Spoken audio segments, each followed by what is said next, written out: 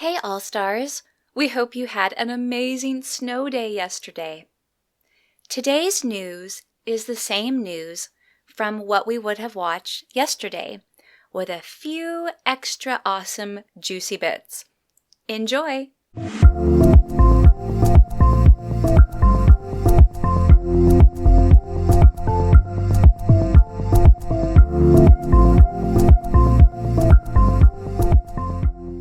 I pledge allegiance to the flag of the United States of America and to the republic for which it stands, one nation, under God, indivisible, for liberty and justice for all.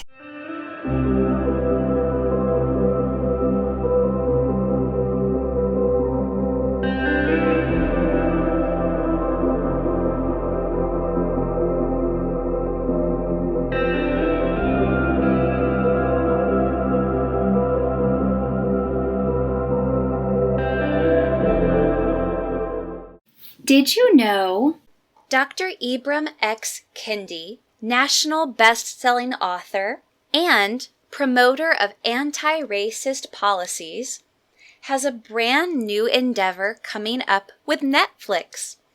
His book, Anti-Racist Baby, will be turned into an animated cartoon show coming to Netflix for kids. To me, trustworthy feels like knowing you can trust someone and knowing when you can trust them. And to me, trustworthy also looks like saying what you're going to be doing. So basically just keeping your word and matching up to what you say you're going to do. Get excited, All-Stars!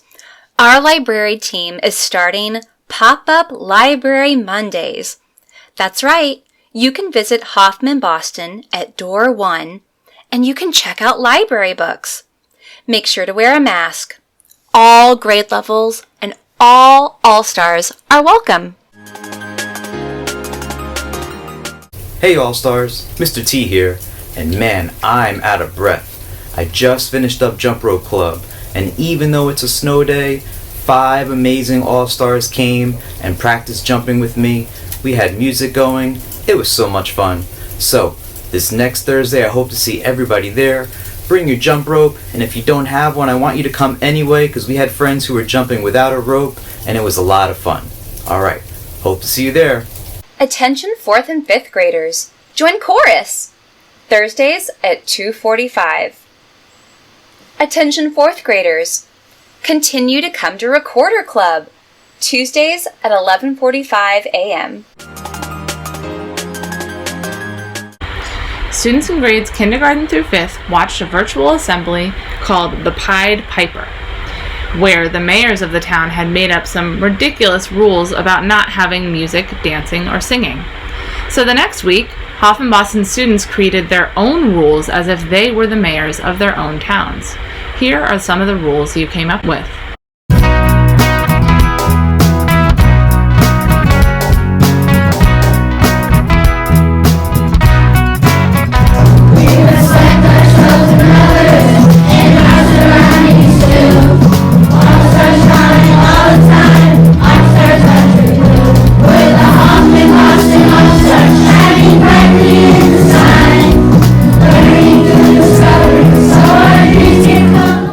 All-Stars, Read Across America has currently been postponed, but we'll still need volunteers.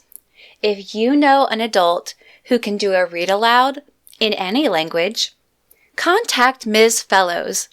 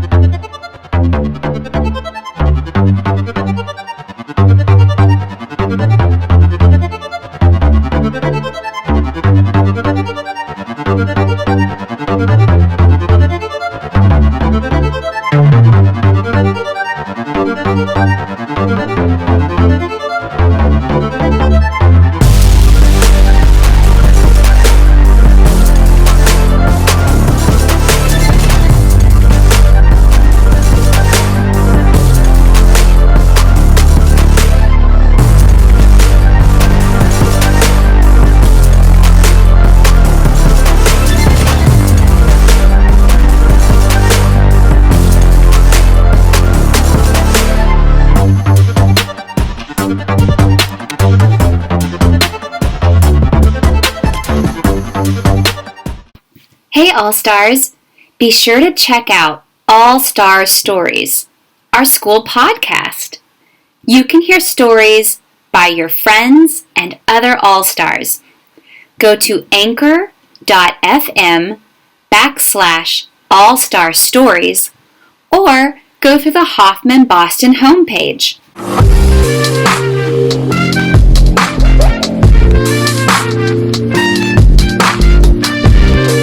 We are proud to be the Hoffman Boston All-Stars. But do you know what Hoffman and Boston mean?